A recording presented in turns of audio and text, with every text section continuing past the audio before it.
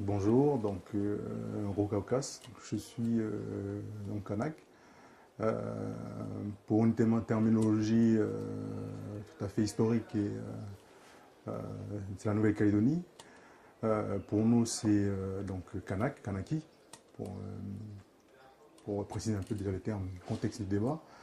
Je suis de Lifou, donc c'est une île qui se trouve en fait dans une des provinces, parce que la Calédonie est constituée de 3 provinces. Donc, dans une des provinces, c'est la province des îles, qui est constituée de 4 îles en fait. Et moi, je suis originaire de Lifou. Alors, juste pour préciser un peu ce que je suis et la parole que je vais donner, chez nous, la parole, elle est sacrée. Donc, on donne une parole en général qui vient d'ailleurs, en fait. Surtout quand on parle de ce que nous sommes, du combat aussi que l'on mène, on porte une parole, donc on porte une parole qui vient de très loin.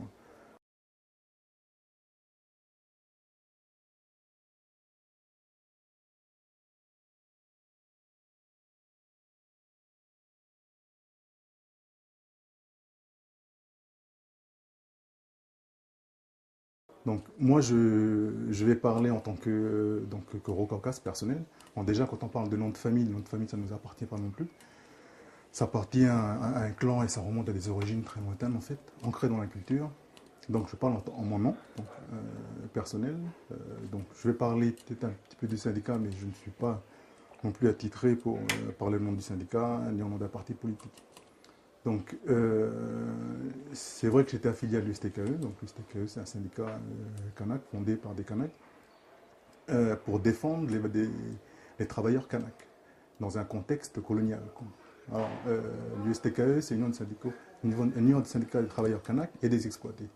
Donc, on inclut dedans tous ceux qui sont exploités dans le territoire par rapport à ce système colonial.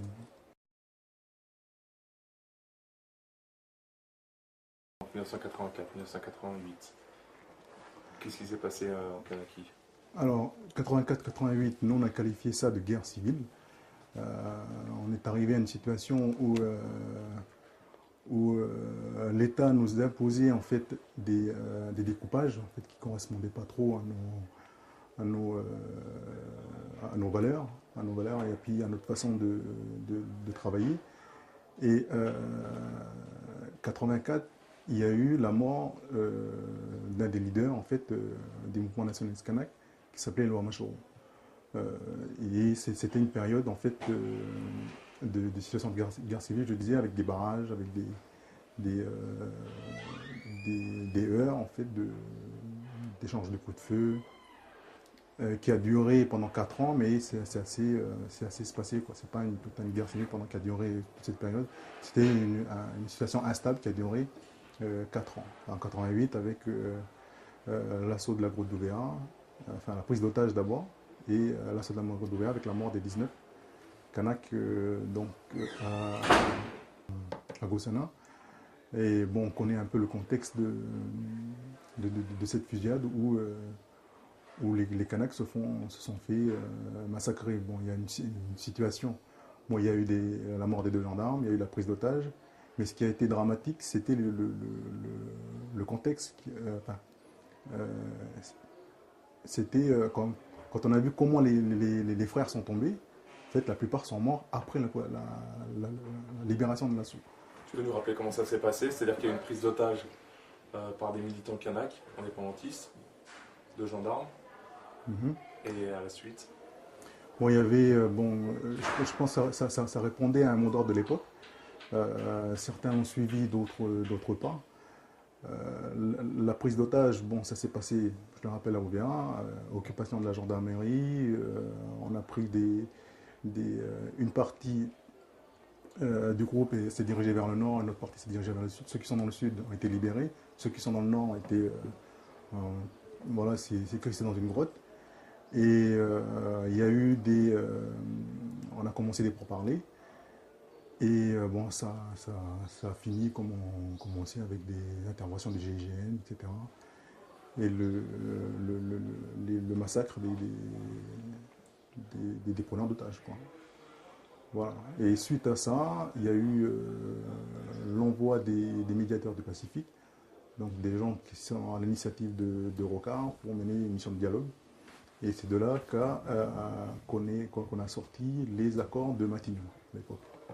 Ils prévoient quoi ces accords en fait? Il y a plusieurs choses dans les accords. Moi, ce dont je me souviens, parce que j'étais encore au lycée à cette époque-là, c'était le rééquilibrage. Donc, c'était de partir pour donc rééquilibrage économique. Et ce dont je vais parler, c'était le rééquilibrage en matière de formation. Enfin, c'est toujours le. J'aimerais que j'ai le pari de l'intelligence. C'était de pouvoir former des cadres Kanak. Donc, c'était l'objectif des 400 cadres. Donc, c'était au bout de 10 ans de pouvoir former 400 cadres Kanak. Parce qu'on avait vu que dans les postes à responsabilité, il n'y avait aucun Kanak. D'ailleurs, il n'y a pas de société gérée par un Kanak, par exemple, une grande société gérée par un Kanak. Donc, on avait prévu pendant 10 ans, dont je faisais partie, de pouvoir former 400 cadres. Donc, c'était ça un peu l'idée qui ressortait un peu des accords de Matignon signés en 1988. Et j'aimerais qu'on en vienne à la domination, on va dire la suprématie blanche, j'ai envie de l'appeler comme ça. En Nouvelle-Calédonie, il y a des grandes richesses de nickel.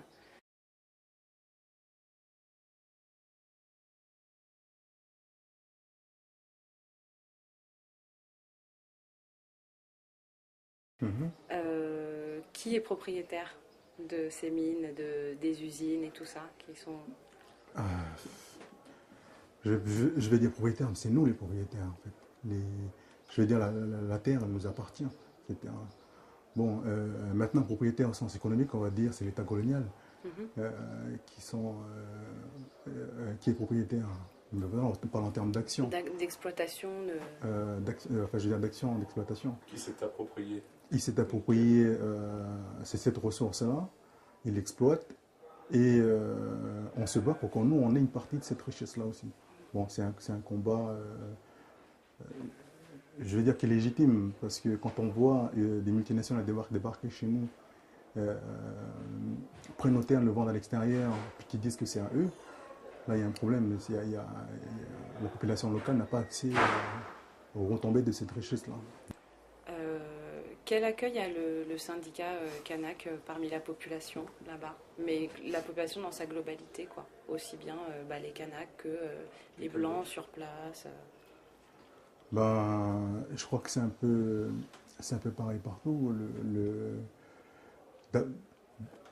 D'après ce que moi je vois personnellement, quand on gêne, on dérange forcément. Et on dérange forcément ceux qui gouvernent le pays, quoi. Donc l'USTKF dérange, ça c'est évident. Et maintenant, sa répercussion dans le pays, dans le cas général, personnellement, je pense que pour ceux qui luttent justement pour le respect de la liberté du Kanak, l'accès au Kanak à l'emploi et au logement et tout ça, je pense que c'est assez bien perçu. Maintenant, quand on regarde Nouméa avec la population qui est majoritairement blanche, c'est sûr que on n'est pas bien vu, quoi. Voilà.